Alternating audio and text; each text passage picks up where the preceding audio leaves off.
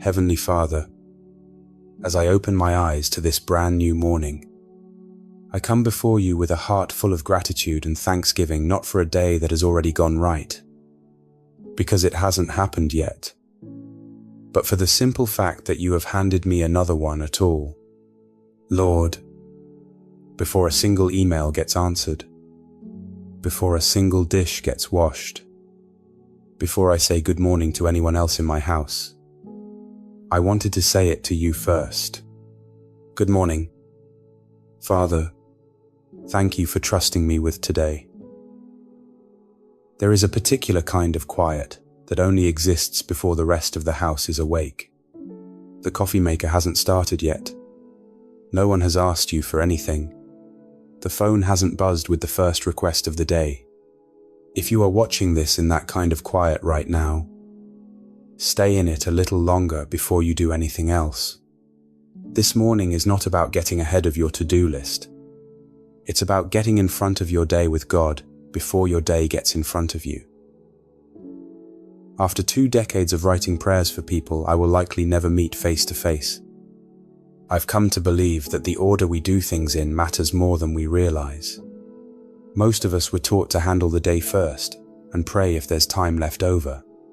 But something shifts when you flip that order, when the first real conversation of your morning happens with God instead of with your phone. It doesn't make the day easier. It makes you steadier inside a day that was never promised to be easy in the first place. The psalmist understood this. Psalm 46 opens with a declaration that God is our refuge and strength. A very present help in trouble, not a distant help. Not a help that shows up eventually, but a present one, already here before the trouble even introduces itself. Father, I want to start today believing that, not that you will show up later if things get hard, that you are already here, in this exact minute, before I know what this day is going to ask of me. Lord, I also think of Psalm 121, where the writer says he lifts his eyes to the hills and asks where his help is going to come from, and then answers his own question. His help comes from the Lord, the maker of heaven and earth. I lift my eyes this morning too. Father, past my inbox, past my worry list, past the version of today my anxious mind has already started rehearsing, and I fix them on you instead. You made the sunrise happening outside my window right now. Surely you are not too small to handle whatever is written on my calendar. I've come to think of this first quiet stretch of the morning as a kind of doorway.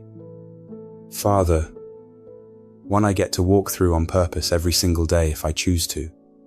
On one side of that doorway is a version of today shaped by whatever I scroll through first. Whatever headline or notification gets to set the emotional temperature of my morning before I've even said your name. On the other side is a version of today that starts with you, where the first voice I hear isn't an algorithm deciding what I should be anxious about, but your voice, steady and unhurried, reminding me who today actually belongs to. I choose that second doorway this morning. Lord, not because it's easier, but because it's true. Father, before I go any further, I want to be honest instead of tidy. Gratitude doesn't mean I'm pretending everything is fine. There are things I'm carrying into this day that I haven't fully said out loud, even to you, even though you already know every one of them. I think of a mother, and if you're a mother watching this, I suspect you already know her, because in some way, you might be her. She's driving her kids to school in the rain, wipers going, radio low, one child arguing about a forgotten assignment in the back seat. Her coffee is still in the cup holder, untouched, and underneath the ordinary chaos of that 10-minute drive, She is quietly replaying a phone call from her doctor's office yesterday afternoon. The one that ended with, "We'll call you when the results come back." She hasn't told the kids. She barely told her husband the full weight of it. But at the stoplight, in the 2 minutes before the light turns green, she says a prayer that doesn't have polished words in it at all. Just, "Lord, please." That's it. Just, "Lord, please." And somehow, that unfinished prayer reaches heaven exactly as completely as the longest one ever spoken. Father, I bring you every mother sitting in that same kind of moment this morning, the ones driving carpool with test results still pending, the ones packing lunches while doing quiet math about a bill that's due before the next paycheck lands, the ones who smiled through breakfast so their children wouldn't see how tired they actually are.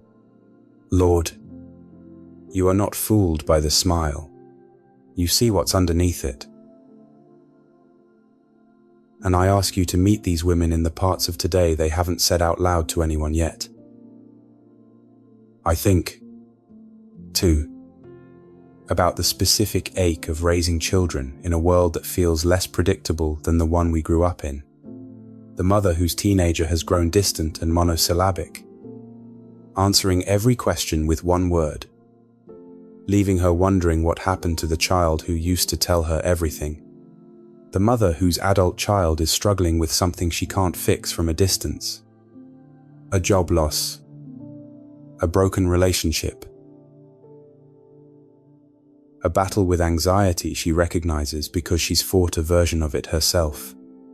The mother whose youngest still has years of childhood left but who already lies awake worrying about a world that seems to be moving faster and harder than the one she was raised in. Father, your word in 2 Timothy tells us that you have not given us a spirit of fear, but of power, and of love, and of a sound mind. I ask for that sound mind on behalf of every mother praying with me this morning, not the absence of concern for her children, but the absence of the paralyzing fear that keeps her up at 3 a.m. solving problems she cannot actually solve from her pillow. And Lord, for the ones whose bodies are the source of the worry this morning, the mother waiting on a mammogram result, the grandmother managing a chronic condition that has quietly reshaped what an ordinary day looks like for her, the wife sitting beside a husband whose diagnosis has changed both of their lives at once. Your word in Isaiah says that when we pass through the waters, you will be with us, and the rivers will not overwhelm us. Father, I don't know which of these women is currently in the water right now, but you do. Be with her in it. Don't just rescue her from it eventually. Be present in the middle of it today. Father, I also want to name the financial weight so many households are carrying into this day, because I've learned it's usually connected to more than just numbers. It's connected to shame that gets carried quietly, to a mother who feels like she should have figured this out by now, who compares her family situation to what everyone else's seems to look like from the outside and comes away feeling like she's failing at something the rest of the world has mastered. Lord, I ask you to lift that particular shame this morning. Provision has never been a measure of a person's worth. And I ask that every mother doing hard math this week would feel that truth settle into her, not just hear it as a nice sentence in a prayer. I think, too, of the nights that don't end when the lights go off. The mother who lies there running through her children's futures like she's the only one responsible for how they turn out. The one replaying a sharp word she said to her husband hours ago, wishing she could take it back. The one doing arithmetic on a mortgage payment in the dark because daylight makes it too easy to distract herself from thinking about it. Father, insomnia born out of worry is its own kind of exhausting, because it steals the one thing a tired body actually needs: I ask for real rest tonight for every woman who has spent more nights than she'd like to admit staring at her ceiling instead of sleeping. Quiet the calculator in her mind. Let sleep come the way it's supposed to. And let her wake up tomorrow having actually rested, not just having stopped being awake.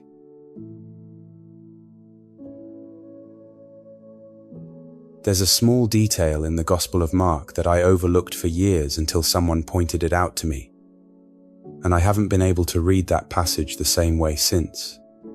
It says that very early in the morning, while it was still dark, Jesus got up, left the house, and went off to a solitary place, where he prayed.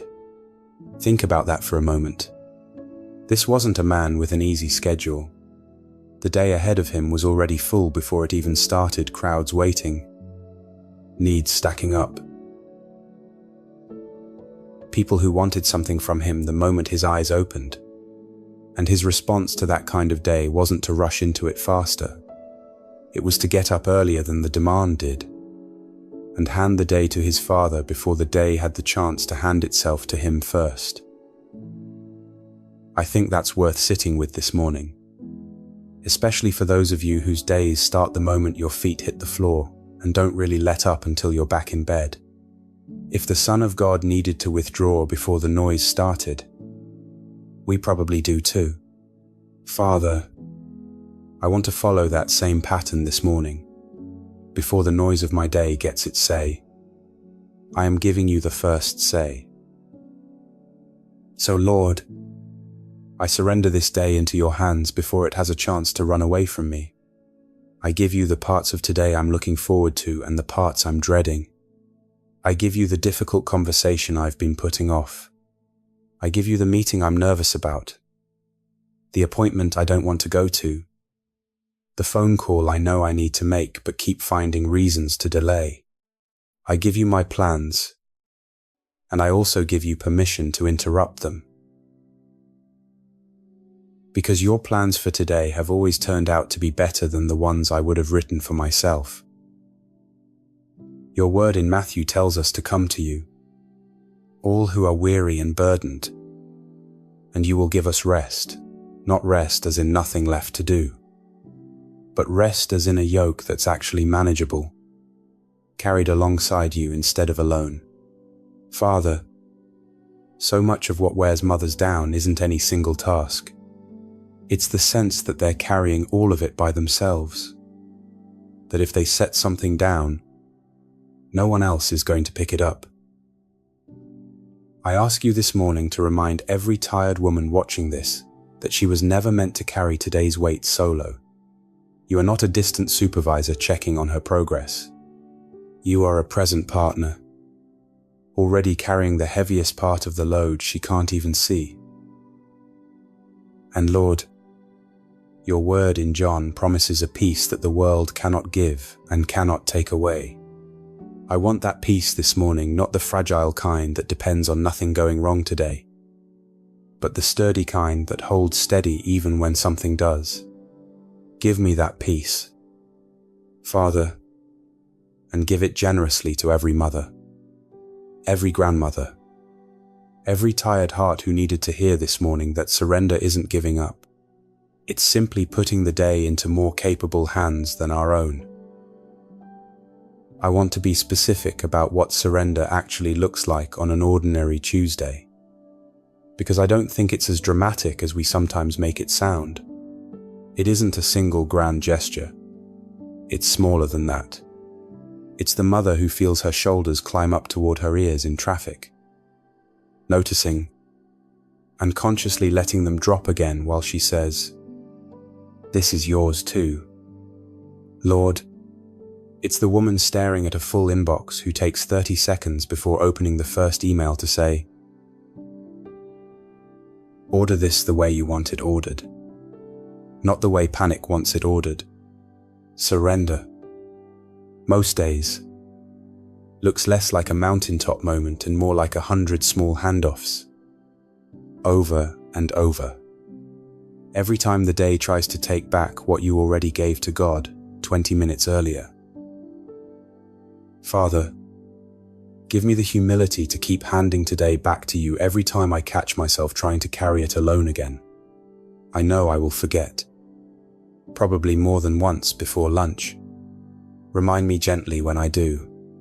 And for the mother who has been white-knuckling her way through this entire season, afraid that if she loosens her grip even slightly, everything will fall apart, Father.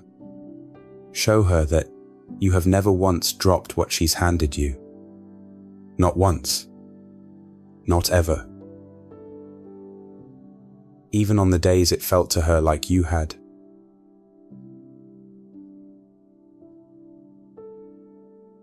Father, now that I've laid down what I'm carrying, I want to ask you for what I actually need to walk through today well. Not a day without difficulty. I've learned enough by now not to pray for that, but strength that matches whatever difficulty shows up. Lord, I ask for strength for the mother about to walk into a school meeting about her child that she's been dreading for a week. Give her the right words. And just as much, give her the wisdom to know which words not to say. I ask for strength for the daughter driving to visit an aging parent today who doesn't always remember her name anymore. That she would find grace for the visit and comfort for the grief that comes home with her afterward. I ask for strength for the wife supporting her husband through unemployment, managing the household budget with a calculator that keeps landing on numbers she doesn't like. That she would find creativity and calm in a season that keeps testing both. I ask for strength for the single mother doing the work of two parents on the energy of one person. That her body would hold up and her patience would stretch further than it feels like it can this morning. Your word in Isaiah reminds us that those who hope in the Lord will renew their strength, not strength manufactured by trying harder, but strength that is renewed, replenished from a source outside ourselves. Father, I don't have enough strength in my own tank for everything today might ask of me. I'm asking you to renew it, refill it, and keep refilling it as the day goes on. I also want to speak a blessing over the specific things pressing on so many households right now, over every family facing a financial strain that feels bigger than their income. I speak provision over every marriage carrying quiet distance that neither person quite knows how to close. I speak restoration over every child struggling silently with something their parents haven't fully seen yet. I speak your protection and your pursuit of their heart over everybody fighting an illness that has no easy timeline. I speak your healing hand, whether that healing comes suddenly or slowly, visibly or invisibly, and over every mind spinning with anxious thoughts before the day has even properly started. I speak the sound mind your word promises is already available. Father, your word in Psalm 147 says that you heal the brokenhearted and bind up their wounds. I don't know exactly which kind of brokenhearted is watching this morning, the kind grieving a person, the kind grieving a relationship, or the kind grieving a version of life they thought they'd have by now. But you know, and I ask you to bind up whatever is wounded in the hearts praying alongside me right now. Gently, the way a good doctor handles an injury that's still tender to the touch. I want to pray specifically over the children this morning too, because I know that's where so much of a mother's heart actually lives. Whether her children are 5 or 50, for the young ones just heading into a new school year, give them courage to make friends and resilience to handle the days that don't go their way. For the teenagers navigating a world that hands them more comparison and pressure before breakfast than most of us faced in an entire adolescence. Give them a sense of who they are that doesn't depend on a screen telling them. For the grown children living far from home, keep them safe and remind them, even in ways they might not notice, that they are still deeply loved and prayed for by name. And for the children who have drifted from faith, from family, from the values they were raised with. Father, keep the door open on both sides. Soften whatever has hardened. Bring reconciliation in your timing. Even if it looks nothing like what their mothers originally pictured. And for the marriages carrying quiet weariness rather than dramatic crisis, the ones that look fine from the outside but feel more like roommates than partners some seasons. Father, breathe fresh life into them. Give husbands and wives the energy to choose each other again today, in small, ordinary ways, a kind word instead of a sharp one, patience instead of an eye roll, 5 minutes of real attention instead of 2 phones side by side on the couch. Marriages rarely fall apart all at once. Restore them the same way. Lord, one small, deliberate choice at a time.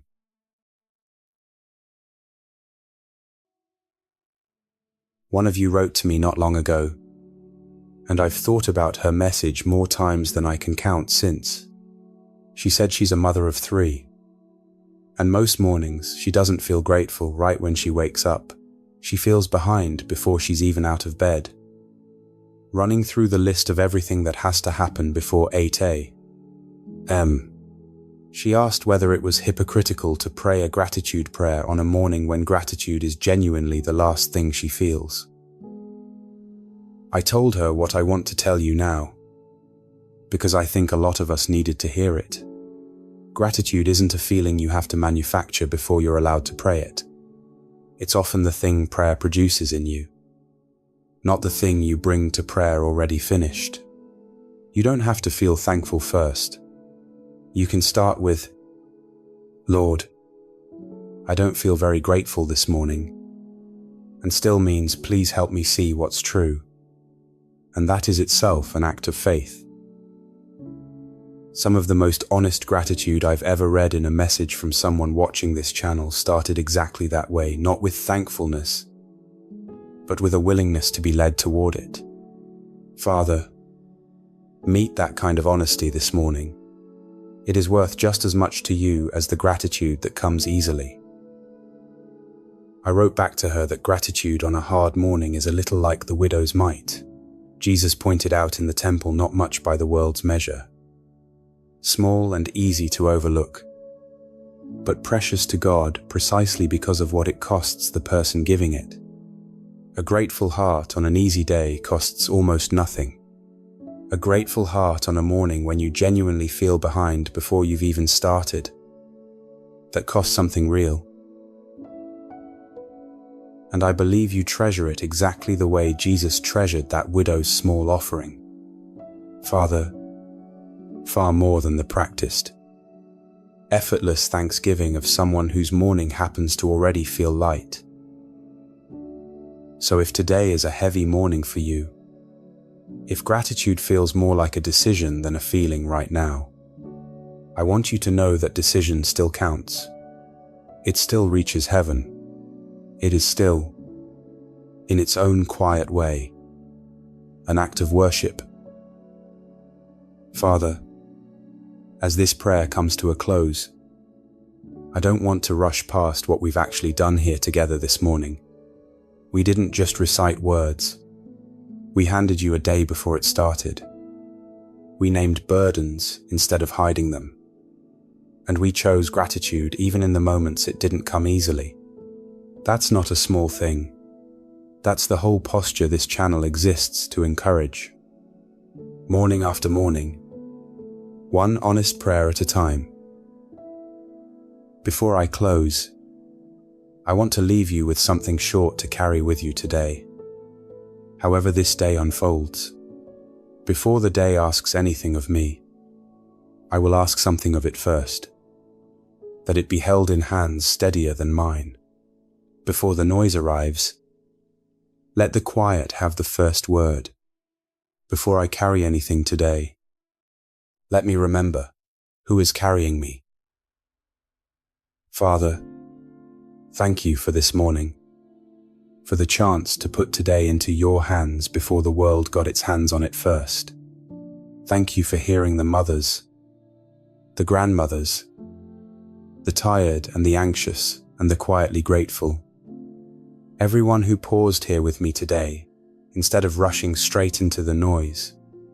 Whatever this day holds, easy or hard, ordinary or unexpected, I trust you with it completely. In Jesus' name, Amen. If this prayer met you exactly where you are this morning, I'd love to hear it. Type "Thank God for today" in the comments below, not as a routine, but as your own honest declaration that you showed up, that He showed up, and that today is worth beginning with Him.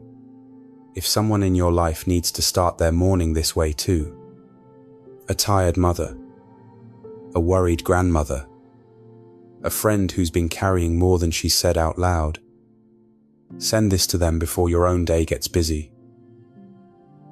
And if mornings like this one have become part of how you meet God, stay close, subscribe, and let's keep beginning our days together, right here, before the world wakes up. Go into today steady, Father's hand already on it before you even opened your eyes this morning.